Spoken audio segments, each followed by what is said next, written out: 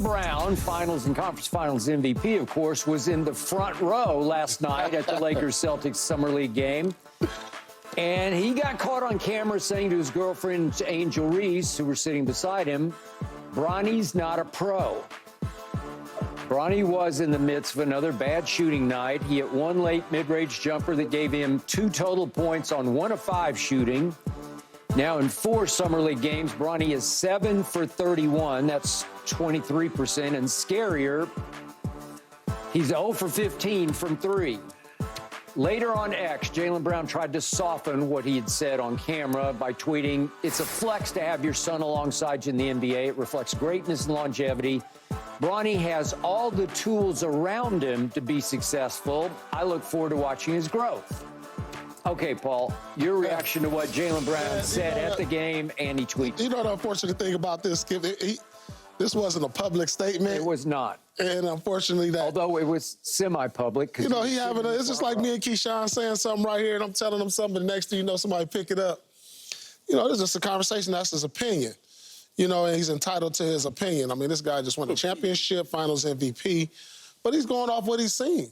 You know, obviously, Bronny Jr. has a lot of work to get to the point where he wants to be a contributor on the Lakers, obviously.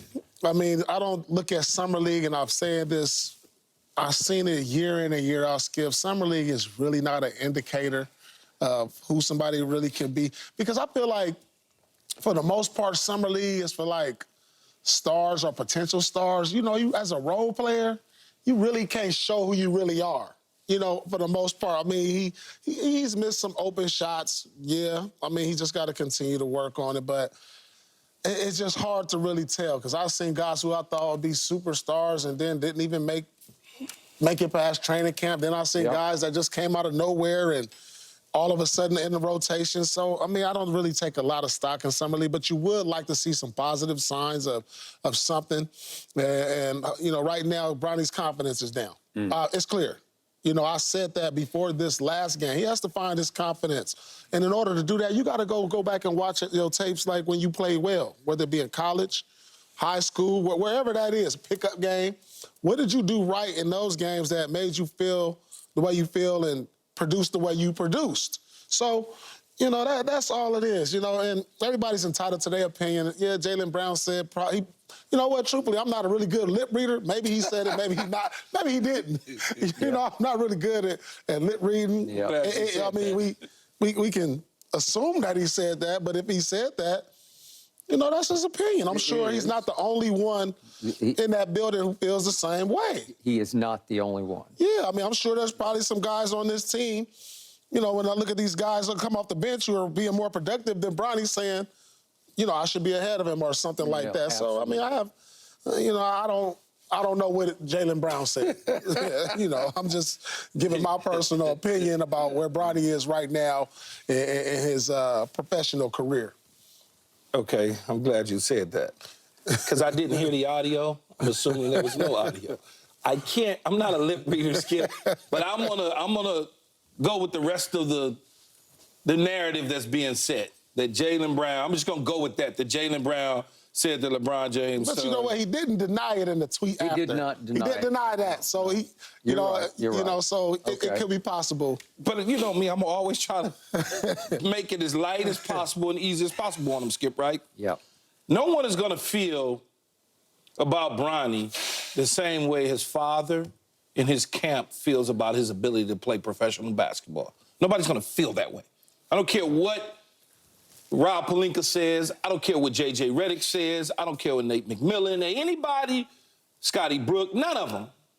They're not going to ever feel the same way Pops feels. So you're going to always have naysayers about his ability.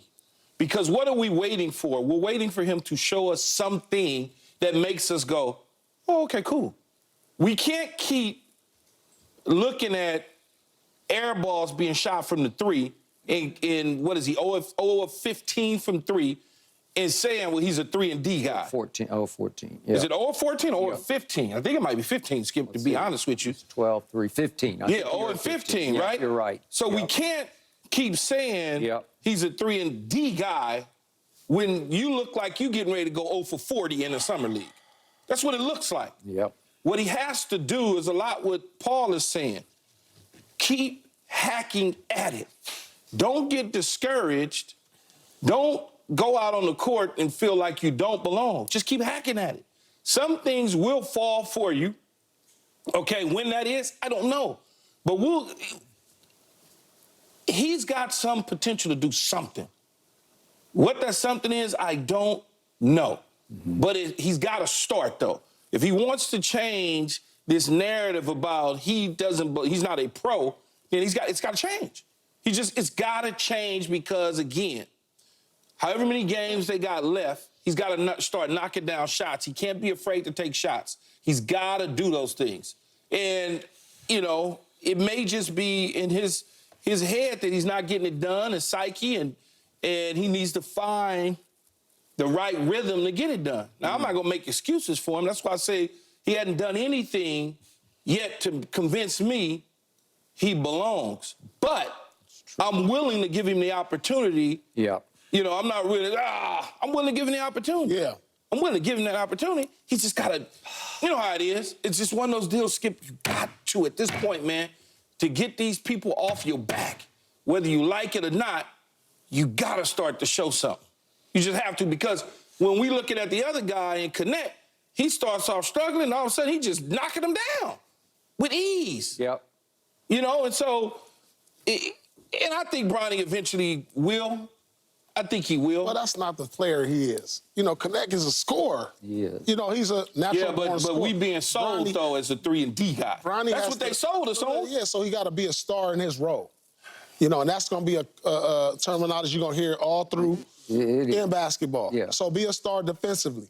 Be a star. I like to see him on the ball a little bit more, though, because he's the littlest guy out there. He is. He is. Oh, he is. He is. He looks small. That's the first thing I thought yesterday. I'm like, man, he's little out there. Yeah, why do they keep running him to the corner? Let him set the offense up. Well, they running him to the corner because they say he's a knockdown shooter. Put That's the ball what in they his said, hands. Let him though, use some athleticism. Let him push the ball. Let him do something else, but just not stand in the corner. And then you got, it's just I feel bad for him. I really do, Skip, because he didn't deserve this criticism that he's continuing to get. He didn't ask for it. All he wants to do is play basketball. Yeah. Which is why it's tearing me apart watching his games. They're getting harder and harder to watch because I am pulling for him. I still believe he's made of the right stuff. I'm maybe clinging desperately to the notion that if you put him with better players, he'll look better. That's the same way I feel. And to your points, Paul Pierce, Dalton Connect is made for the summer league because it's just green light, no conscience, just jack it up, go. It's attack mode for everybody on the floor because everybody's trying to make a statement in a brief amount of time. You're playing for your life. You got to show as you can show out. And Dalton Connect is not afraid to shoot it. And if he misses one, it doesn't bother him a bit because it's going up quick. Mm-hmm. And it's about attack mode. So I'm, back to Jaylen Brown. If he did say that, and I'm pretty sure he did say that, I get it. I get it because this is his first glimpse. He's sitting courtside. He's seeing it firsthand. You talk about how both of you talk about how sometimes you're on the sideline watching something. Take 2 seconds. Yeah, and it's just like it hits you right between the eyes, and it's like larger than life when it's so different than watching on TV. And all of a sudden, Jaylen Brown just turns and maybe he's trying to impress the ladies beside him, like, oh, he's not a pro. Okay, I get that. It's just a flash judgment off a few minutes of summer league action. But I must admit, I have gone from trying to evaluate Bronny as how good can he be, how quickly, to can he play? Can he play? I'm just looking for, like you, I'm looking for now for more flashes of can he play? Yeah. Because the most troubling thing of all, I've watched 4 full games now, and he shot a total of 6 free throws. He's 3 of 6 from the free throw line. That's what's troubling to me because there is no attack mode to him at all. He goes and stands in the corner. I see flashes on defense. I don't see lockdown. I don't see defensive demon just yet. But, man, it got so bad at the end of the half last night that he did get a pretty wide open look a corner three, and this has got to be his bread and butter, man, because Yeah, this corner is what he threes. was born to do. And he goes up and he shot it with authority, and it hit nothing but net because it ticked the bottom of the net. It was just a straight-on air ball. And when he shot it, it looked like he thought it was pretty good. Like he held the post for a second, like, I think I got that one. And when you're that short, now you're really in a slump. Where I mean, his confidence not there. No confidence. No confidence Okay. right now. You can see, I seen it in the last game, though. Yeah. And then I was surprised they put him back in the game. He went back in with 5 minutes left in the game, and it was just straight garbage time. And fortunately for him, he got put in a situation where the clock was going 5, 4, 3, 2, 1, the shot clock. And so you just got to go. And if we could see the shot he made, it got contested. It was a good shot because the kid got up in him. I don't know if you remember that kid, Drew Peterson. He played at your school. At USC. Yeah. And he's 6'9", and it was a pretty good contest. So I was thinking of the irony of Drew Peterson. Okay, so at USC, Drew Peterson was back-to-back first-team all-conference. That's pretty good, you know. That's good. And guess what? He didn't get drafted. Yeah. Because he's just okay. And he wound up playing with the Maine Celtics in the G League the last couple of years. So he just fighting for his life out there. And so here's this USC kid who was pretty good at USC, and he's contesting Bronny with 4 minutes left, and Bronny's making his first bucket of the night to score 2 points. Well, that's the G League. So you step back from it, and you say, man, to your point, what have we seen? What have we seen in the big picture? And it's just 4 summer league games, but it is 4. Yeah.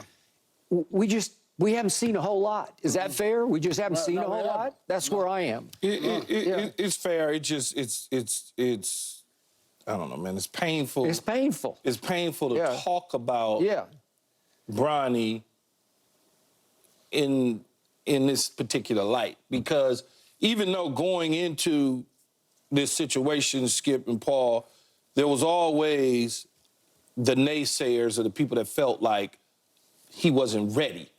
But because such high regard for his dad, his family, his agent, everybody, I'm one that gonna give him the benefit of the doubt until such due time that I can't anymore. That's just the way I operate. And so it's painful to see that he hasn't gotten there to give me just a little bit of a glimpse of what he could possibly be. Just hadn't given me anything. When I'm looking at air balls being shot, but then the initial press conference, I got Rob Pelinka selling me on something about D and 3 and D, and I got JJ Redick